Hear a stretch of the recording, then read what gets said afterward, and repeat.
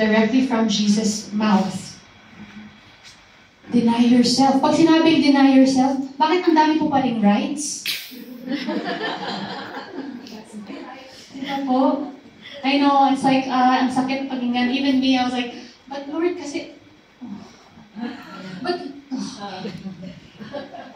Lord, I was the one who did it. Lord, hindi. Diba po? We have rights that we want to do. It's my right. I'm right. Diba po? Again, it's about you. Diba po? But if the Lord says, deny yourself, you only have one right. You gave up all your rights, mga kapatid. You gave up all your rights to get one right. What is that? The right to become like Jesus. That's all you have. Yun lang, pero tama ako.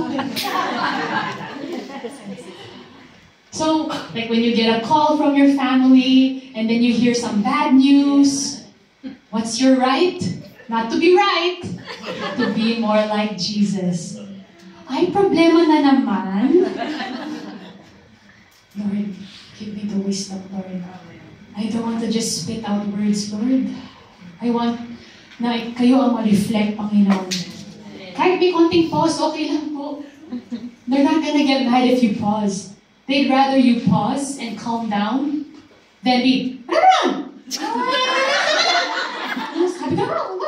diba? They'd rather you calm down and pause instead of diba? Kaya po, ang sarap talaga na i-reflect si Lord Jesus. Ang sarap po talaga i-reflect. Let's go po to Ephesians chapter 4, verses 22 to 24. Ephesians chapter 4.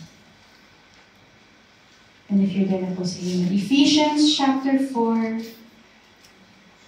verses 22 to 24.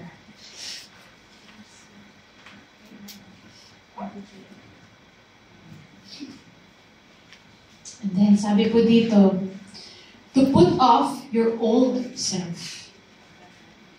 If you're there na po? Yeah. Amen. I'm going to read na po. To put off your old self, which belongs to your former manner of life, and is corrupt through deceitful desires, and to be renewed in the spirit of your minds. Verse 24.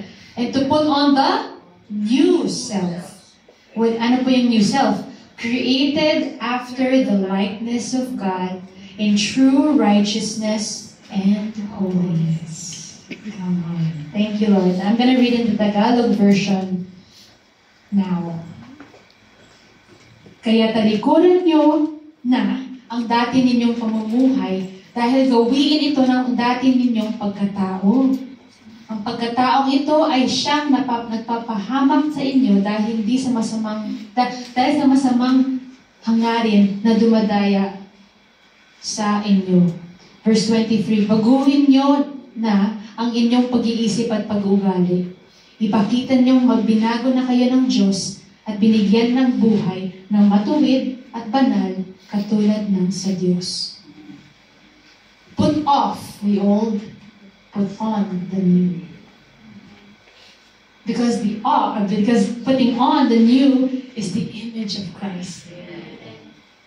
So, yung word po na sin, yung kasalanan po, S-I-N. So, parang ang napanood ko po is, there are two types of sin mentioned in the Bible. One is iniquity, and then one is transgression. I think yung word na iniquity, in the Hebrew, it's like 3 letters.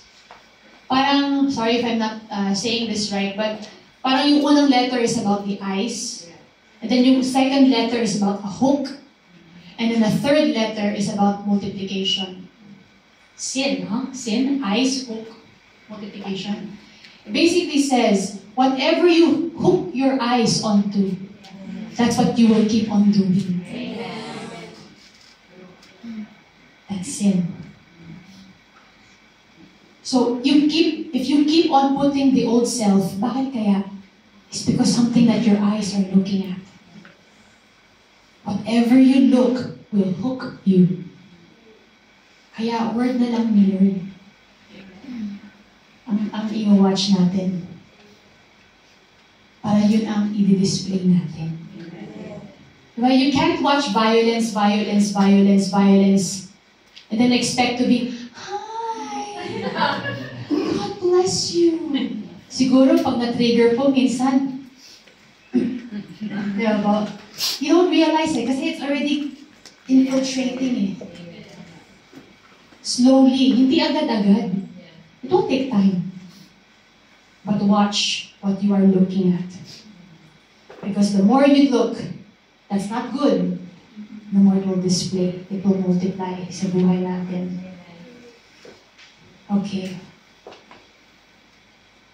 Put off the old, put on the new. And if you think about it, sabi, there are two pastors talking. One pastor nag-preach siya sa church. Tapos parang ang preaching niya is, live life, just live life as a son of God. You wake up, I'm alive, I'm a child of God, I can live for Him and with Him and through Him, just that.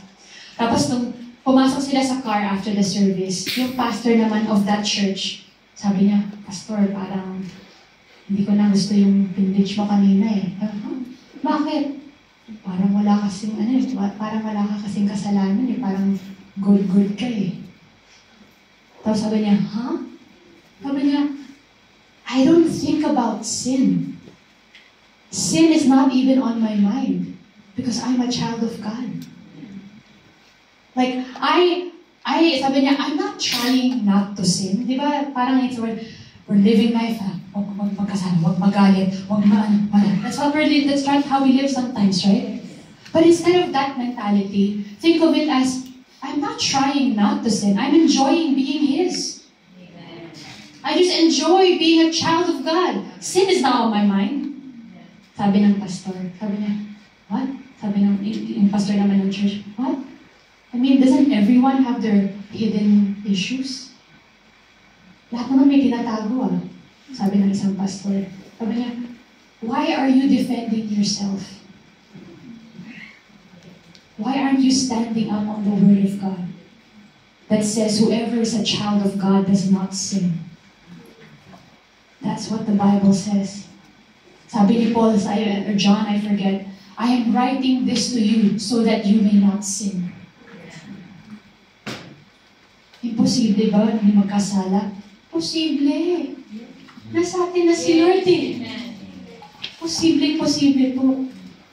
So if you find yourself struggling, it's because you're thinking about sin. Because you still like sin. But if you say, no, that's not who I am. I am a child of God. Sin is not even on my mind. It's just so good to be yours, Lord. Diba, yung binasa po natin, Jesus, God has transferred Jesus' righteousness to us. Woo!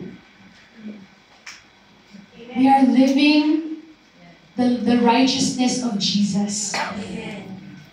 Not our own self-righteous na yun, di ba po?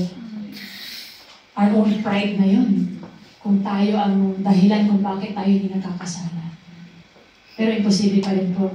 Si Lord lang talaga ang answer sa sinless life. And of course, I don't want this to be a way na mag-guilt trip po tayo na, no, don't think that.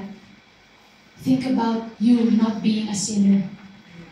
Because you are a saint, you're not a sinner. You used to be a sinner before Jesus found you.